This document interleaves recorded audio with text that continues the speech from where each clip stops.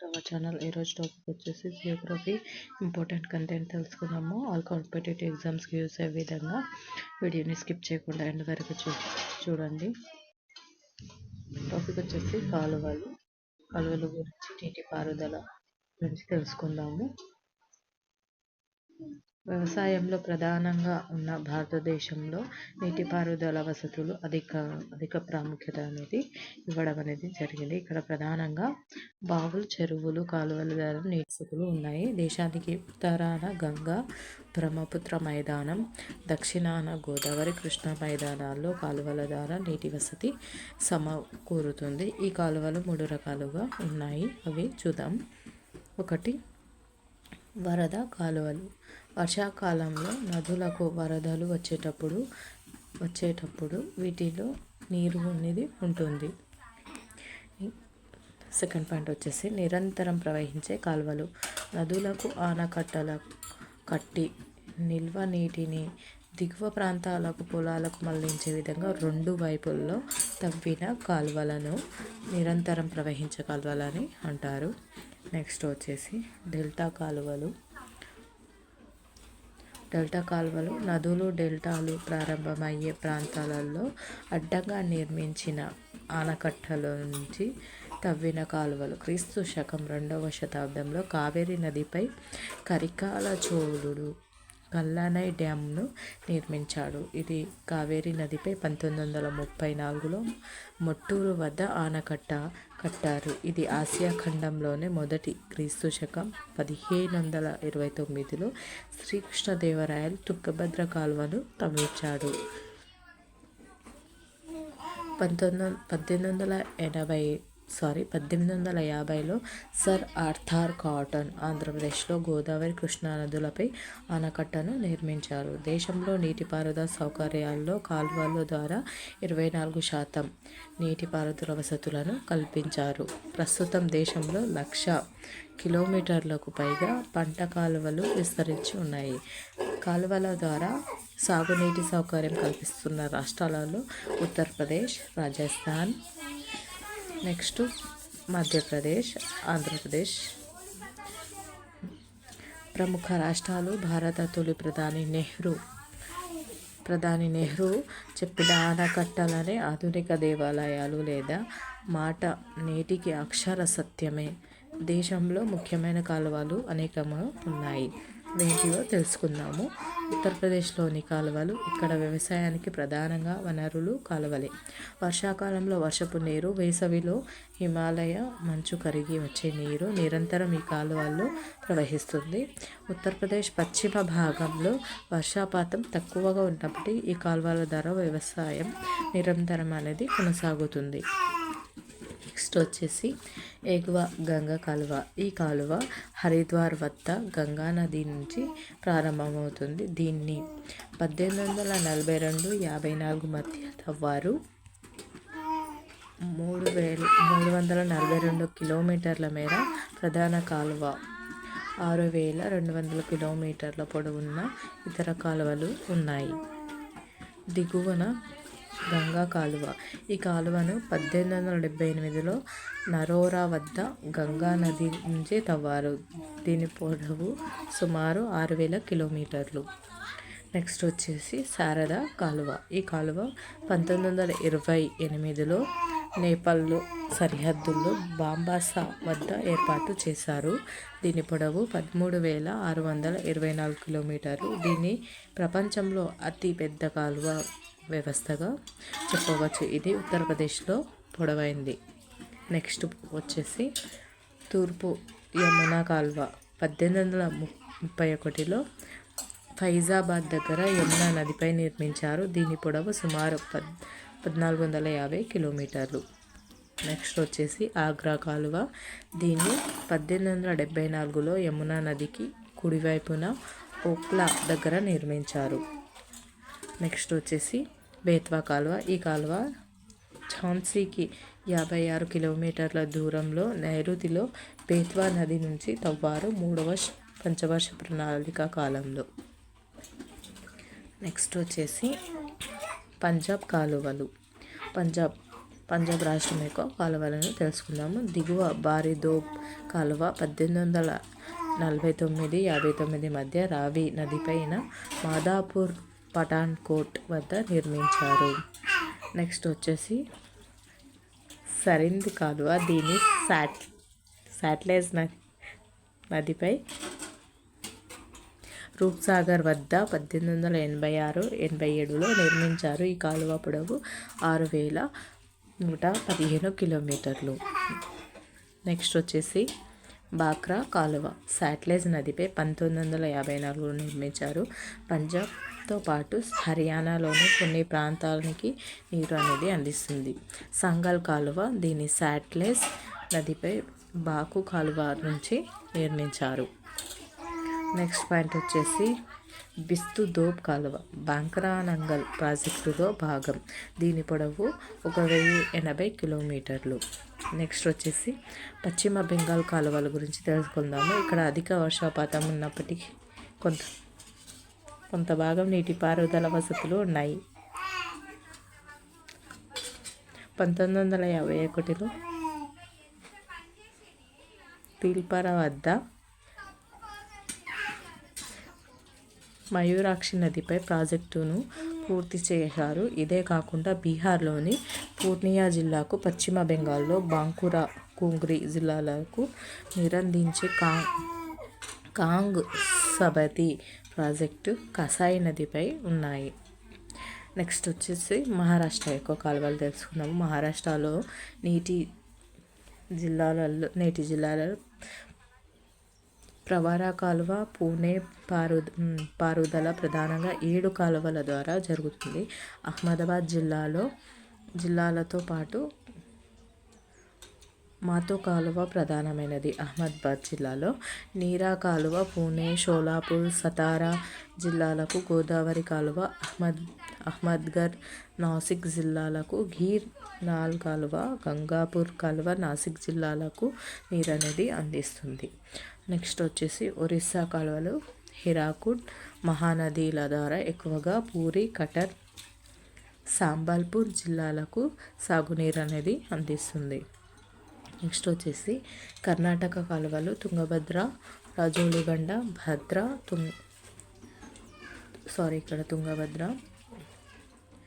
తుంగ, ఘటప్రద, మలప్రభ మొదలైన కాలువలు అనేవి ఉన్నాయి. నెక్స్ట్ వచ్చేసి తమిళనాడు కాలువలు తెలుసుకుందాము. ఇక్కడ కాలువలు చాలా పురాతనమైనవి. ఇక్కడ కావేరీ డెల్టా పొడవు వచ్చేసి 6400 కిలోమీటర్లు. కావేరీ నదిపై మొట్టూరు వద్ద ఆనకట్టను నిర్మించారు. భవానీ రిజర్వాయర్ కాలువ కావేరీ ఉపనది భవానీ నది నుంచి తవ్వారు. నెయ్యూరు డ్యామ్ కేరళ, తమిళనాడు రాష్ట్రాలకు ఉమ్మడి పథకం. నెక్స్ట్ వచ్చేసి కేరళ కాలువలు పాలఘట్ జిల్లాలోని నిమలం పూజ కాలువ. ఆ జిల్లాలకు 19 కిలోమీటర్ల దూరంలో వలయార్ ప్రాజెక్టు. పాలఘట్ ఆగ్నేయ దిశలో ఉన్న మంగళం నీరు పారుదల కాలువ. కోజికోడ్ జిల్లాలోని పెరియార్ ప్రాజెక్ట్. త్రివేంద్రానికి ఆగ్నేయంగా ఉన్న నెయ్యర్ ప్రాజెక్ట్. త్రిశూర్కు ఆగ్నేయంగా ఉన్న పెచ్చి ప్రాజెక్ట్ కాలువలు. కిల్వాన్ జిల్లాలోని పంబ కాలువలు ముఖ్యమైనవి. తెలంగాణ, ఆంధ్రప్రదేశ్లో ముఖ్యమైనవి తెలుసుకుందాము. నాగార్జున సాగర్ ప్రాజెక్టు కుడి కాలువ. దీన్ని జవహర్లాల్ కాలువ అంటారు. దీని ద్వారా గుంటూరు, ప్రకాశం జిల్లాలకు సాగునీరు అనేది అందుతుంది. నెక్స్ట్ వచ్చేసి నాగార్జున సాగర్ ఎడమ కాలువ. దీన్ని లబ్ధాపూర్ కాలువ అంటారు. దీని ద్వారా నల్గొండ, సూర్యాపేట, ఖమ్మం జిల్లాలకు సాగునీరు అందుతుంది. శ్రీరామ్ సాగర్ ప్రాజెక్టు మొదటి దశ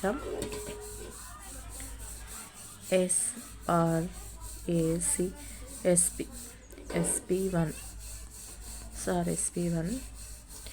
కాకతీయ కాలువ. ఇది తెలంగాణలో అతి పొడవైన కాలువ. దీన్ని నిజామాబాద్, జగిత్యాల, కరీంనగర్, వరంగల్, హన్మకొండ, మహబూబాబాద్, జనగాం, సూర్యాపేట జిల్లాలకు సాగునీరు అనేది అందిస్తుంది. కాకతీయ కాలువ. నెక్స్ట్ వచ్చేసి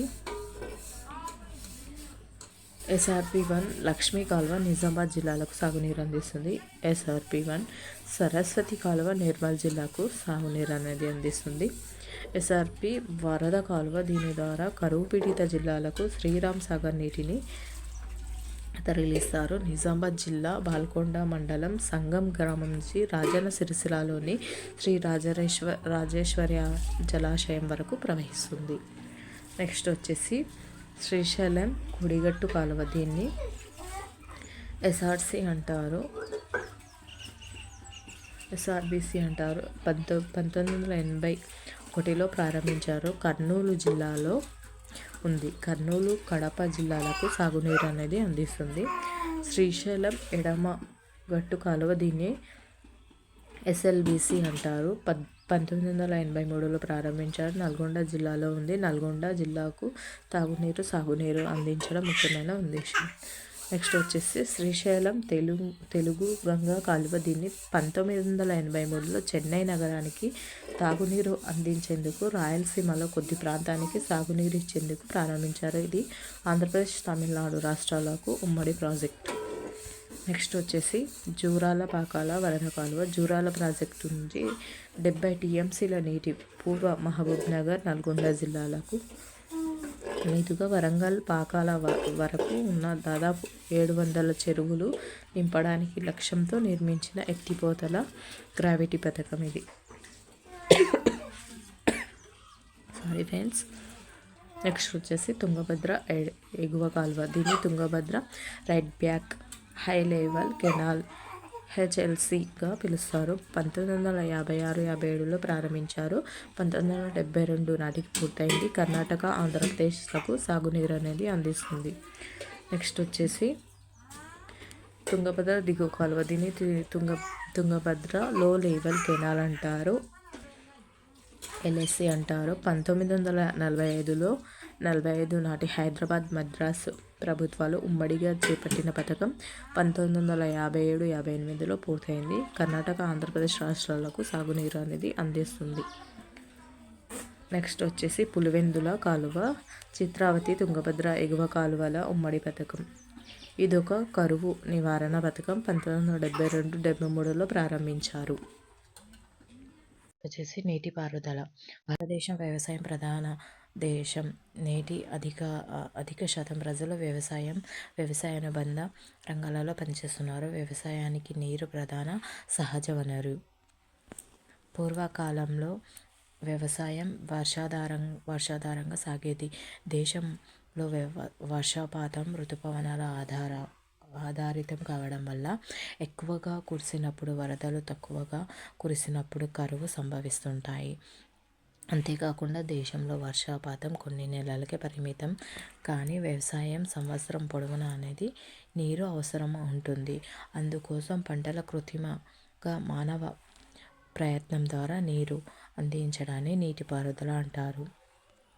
జనాభాలో ప్రపంచంలో భారత్ మొదటి స్థానంలో ఉంది. వేగంగా పెరుగుతున్న జనాభాకు ఆహారం, ప్రాథమిక నిత్యావసర వస్తువులను అందించడానికి నీటిపారుదల తోడ్పడుతుంది. అందుకోసం చెరువులను తవ్వించడం, ఆనకట్టలు కట్టడం, రిజర్వాయర్లు, డ్యామ్లు నిర్మించడం జరుగుతుంది. పూర్వకాలం నుంచే దేశ నీటిపారుదలకు సంబంధించిన చారిత్రక ఆధారాలు ఉన్నాయి. నెక్స్ట్ వచ్చేసి ప్రాజెక్టులు వాటి ఆనకట్ట ఆధారంగా వర్గీకరించారు. 10,000 హెక్టార్ల కన్నా ఎక్కువ భూములకు నీరు అందించే వాటిని భారీ నీటిపారుదల ప్రాజెక్టు, 2,000 నుంచి 10,000 హెక్టార్ల వరకు నీరందించే వాటిని మధ్యతర నీటి ప్రాజెక్టు, 2,000 కన్నా తక్కువ హెక్టార్ల భూమి నీరు అందించే దానిని చిన్న తరహా నీటి ప్రాజెక్టు అని చెప్పడం అనేది జరుగుతుంది. దేశ అభివృద్ధి సాధక ప్రాజెక్టులే మలుపు తిప్పాయని చెప్పడానికి అనేక ఉదాహరణలు ఉన్నాయి. ఇవి మిలియన్ల కొద్ది హెక్టార్లకు నీరందివ్వడంతో పాటు విద్యుత్ ఉత్పాదన, వినోద విహారాలు వంటి బహుళ ప్రయోజనాలను అందిస్తుంది. తాగునీరు, సాగునీరు, వరద నివారణ, విద్యుత్తు ఉత్పత్తి, జల రవాణా, విహార యాత్రలు, మత్స్య సంపద అభివృద్ధికి తోడ్పడుతుంది. ఇవన్నీ భూసార సంరక్షణ, కృత్రిమ వనాల పెంపకం వంటి ఎన్నో ప్రయోజనాలు బహుళార్థక సాధక ప్రాజెక్టుల వల్ల కలుగుతున్నాయి. నెక్స్ట్ వచ్చేసి బంక్రా నంగల్ ప్రాజెక్టు. దీనిని శాటిలైజ్ నదిపై నిర్మించారు. బంక్రా నంగల్ అనే రెండు డ్యామ్లను కలిపి బంక్రా నంగల్ ప్రాజెక్టుగా పిలుస్తున్నారు. ఇది దేశంలోనే అతిపెద్ద ప్రాజెక్టు. మొదటి పంచవర్ష ప్రణాళిక కాలంలో 1955లో శంకుస్థాపన చేయగా 1962లో పూర్తి అయింది. దీని ద్వారా హర్యానా రాష్ట్రం ఎక్కువగా లబ్ధి పొందుతుంది. బాంక్రా డ్యామ్ను పంజాబ్లో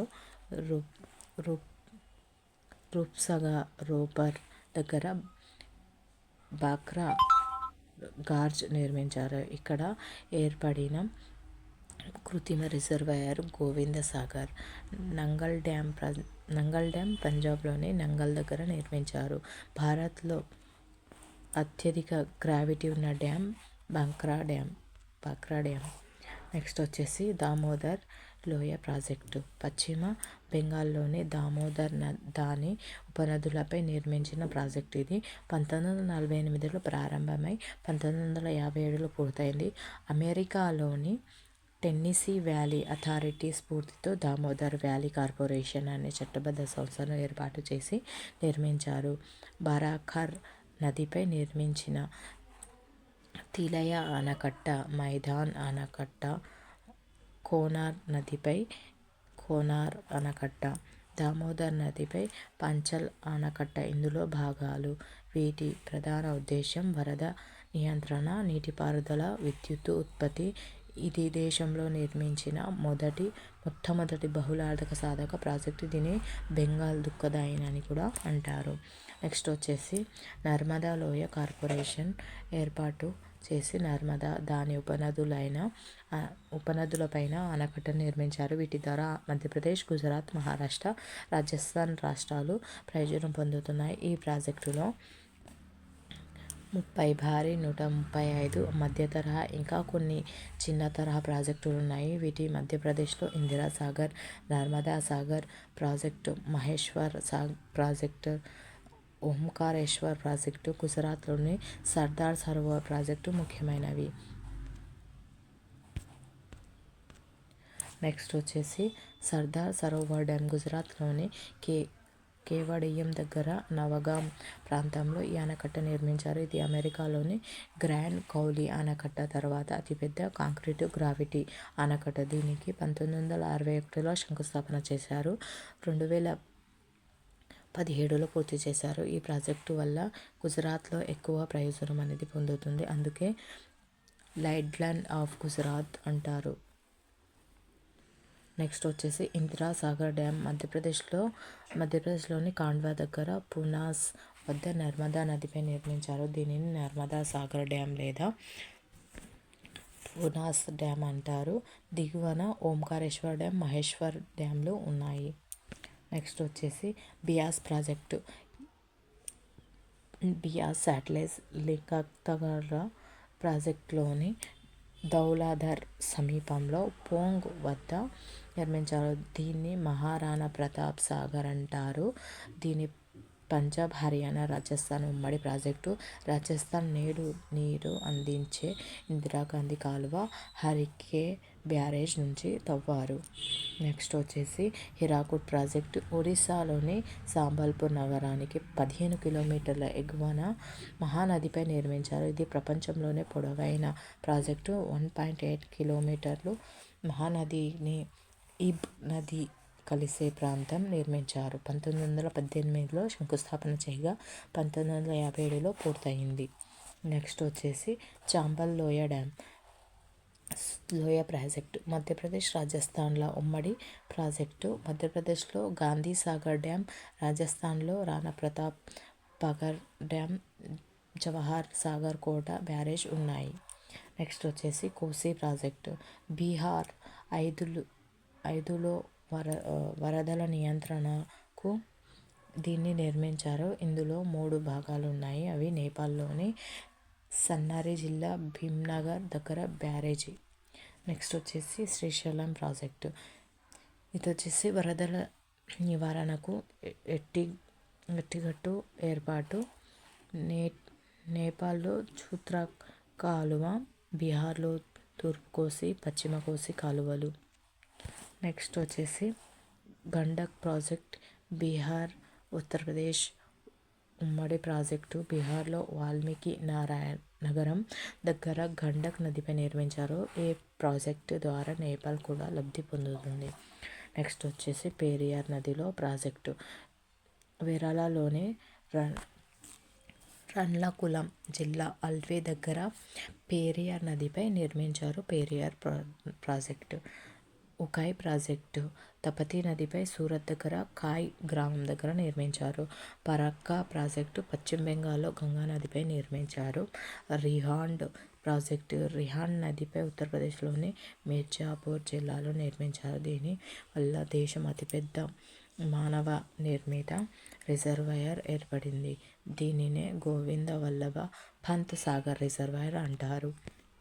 నెక్స్ట్ వచ్చేసి నాగార్జున సాగర్ ప్రాజెక్టు కృష్ణా నదిపై నల్గొండ జిల్లా నందికొండ దగ్గర నిర్మించారు. ఇది ప్రపంచంలో అతిపెద్ద ఎత్తైన రాతి ఆనకట్ట. 1955 డిసెంబర్ 10న శంకుస్థాపన చేయగా 1967 ఆగస్టు 4న పూర్తయింది. దీని కుడి కాలువ జవహర్ లాల్ కాలువ, ఎడమ కాలువ లాల్ బహదూర్ కాలువ ఉన్నాయి.